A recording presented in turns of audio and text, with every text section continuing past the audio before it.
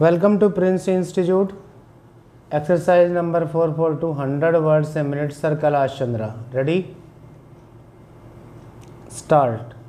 Mr. Speaker, sir, permit me at the very outset to express my deep appreciation and gratitude for the contributions made by the honorable members from all sides of the House. They were very critical and at the same time an incisive look into our foreign policy will undoubtedly contribute in the formulation of the policy in future as it had contributed in the past. We look with great attention to what this House says. Sir, may I immediately advert to an aspect that appears to me to have been a fundamental aspect that has emerged from this discussion.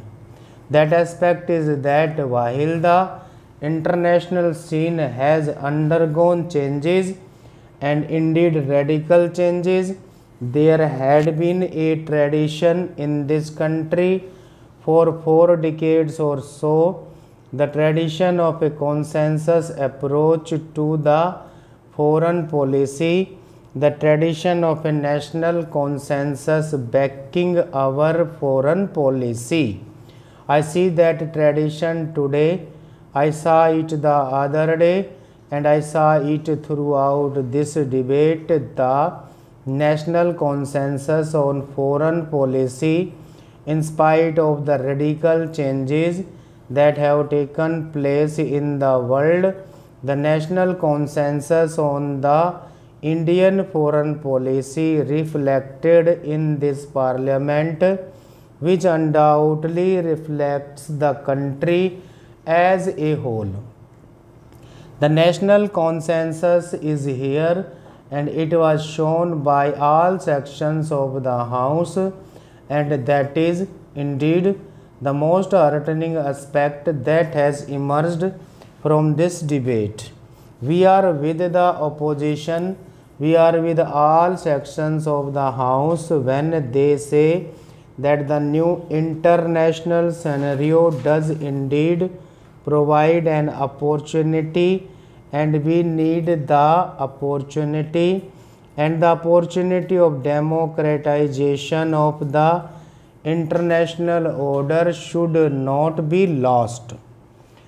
This is the time when real democracy in international relations, justice and equity must prevail and can prevail, and large and small countries, powerful and not so powerful countries may and can be treated on the footing of equality.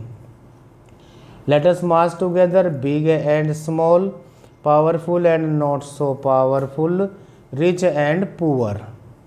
Let us march together in the new era of international relations, in the spirit of fraternity of the international community.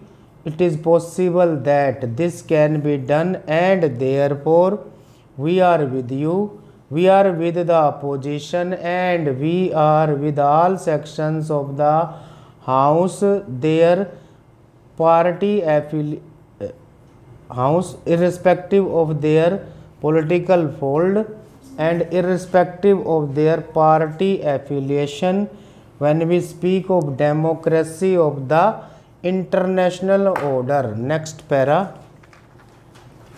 We are also with the House and the opposition when we speak about democratization of the most important instrument of the international order of international operation, that is democratization of the United Nations organization itself.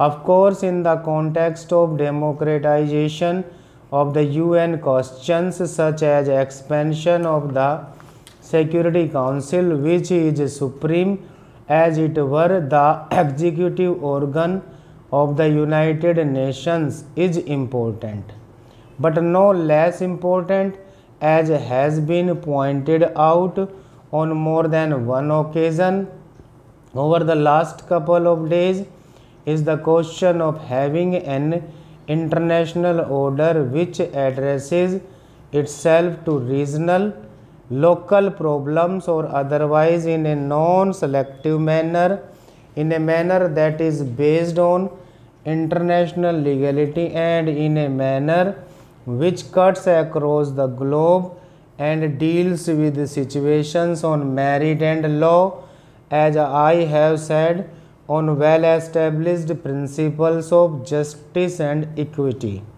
Sir, the debate has established this consensus and indeed this unanimity of views on the relevance of the non-aligned movement. The non-aligned movement was never predicated on the Cold War or on the confrontation between the superpowers. The premise on which the non-aligned movement lies, and indeed the reason d'etre for the non-aligned movement, is the need of those countries which had recently acquired independence to preserve their political independence and to strengthen their economic independence. We see today the need for the non-aligned movement to continue because we see today the need for the non-aligned movement to fulfill its unfinished task, if I may say so, because the agenda remains unfinished in many fundamental aspects: the question of disarmament, the question of development, the question of environment, and not the least of all, the question of economic and social progress and prosperity.